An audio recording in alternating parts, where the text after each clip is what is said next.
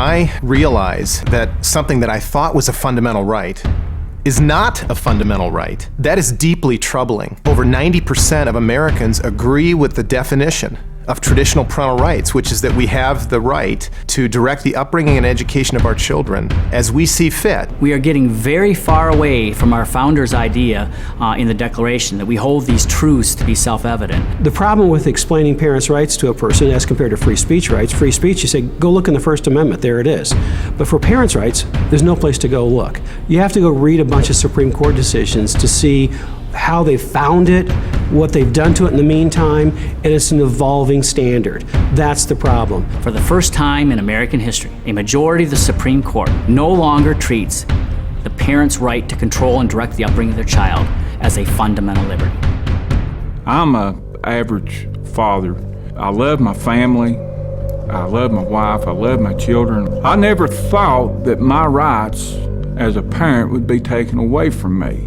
He didn't start passing out until you upped the dosage on those medications you put him on. I'm afraid this appears to be something else.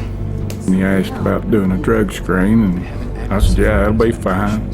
I suggest you do a drug screen just to be sure. And he said, oh, by the way, I cannot get the medical records to my son without his permission because the law says so. He has to give us permission for those results? Children are entitled to medical privacy.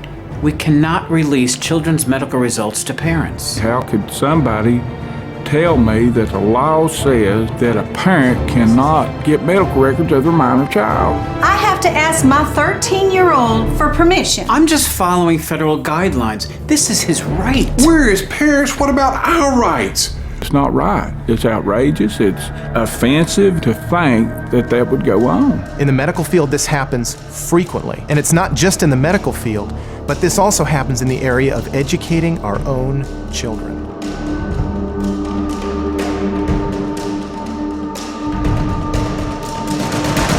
It started in the 2004-2005 school year. So Dave handed me Jake's things. I looked at what Jake had brought home. It wasn't just his book bag, it was also another book bag. This is about introducing to my child sexuality issues at a very early age. And they teach this in kindergarten? It is our parental right to be able to be notified when they're doing this to our children and have the option to opt our children out. The principal agreed to meet with us the following Friday. I think you're both misinformed. She basically directed us to a gay, lesbian, straight educational network workshop. I don't want to discuss heterosexuality and homosexuality or the comparisons between the two at this early age, and they made it very clear that they've decided to introduce this to young children, and they were willing to do it behind the backs of parents and without opt-out. We went to the principal. I wanted to catch you before you leave and let you know that we've both decided that we still want Jake opted out of these lessons. I'm afraid we can't do that. We had one final meeting. All we're asking is for you to make an exception for one child, just one child. I think we can work something out. And as I was sitting there, I thought, finally, we're getting some accommodation. Who are we talking about here? We're talking about my child. I'm not talking about the rest of the school. We didn't say never do this. We said when you do it, as they stated they would, notify us first, and we want the option to opt out if we don't think he's ready for that. What I didn't realize was they were formulating another plan. They were keeping me there by leaving me with this promise and calling the police. Mr. Parker, need to have a word with you. What? I want my son opted out, and I'm not leaving here until they agree to do that. When I was let out and put in the police car, I thought to myself, how far are they willing to go to deny us our parental rights?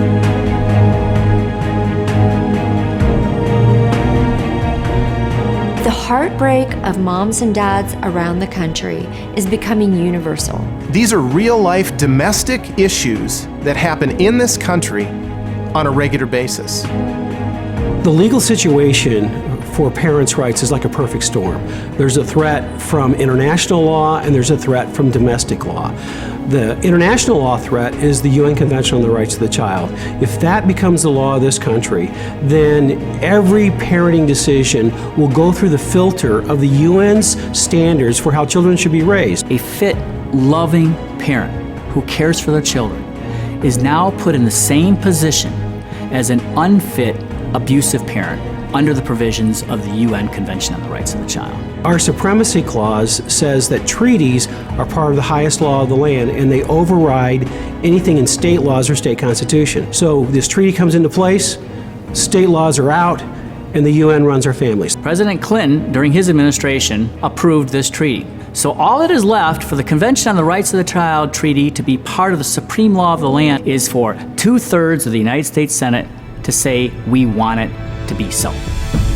This generation has to fight to preserve and protect parents' rights in the Constitution of the United States so that our grandchildren and great-grandchildren can have the protections they need to be successful. The Parental Rights Amendment is an effort to put the traditional legal standards of parents get to make decisions for their kids into the actual text of the Constitution. Whenever the government says, we're going to make the decision for you with the Parents' Rights Amendment, you're going to say, no, we'll make that decision as a family. Parental rights is not a right-wing movement. It is not a left-wing movement. It is the correct movement. The U.S. law already protects kids in those extreme cases where there is physical abuse and those types of things. The Parental Rights Amendment leaves that type of legislation in place. The Convention on the Rights of the Child is really an insidious plot when you think about it. It's the government believing that they can take over our families and do a better job with our kids. As a parent, I could lose my rights to raise my children.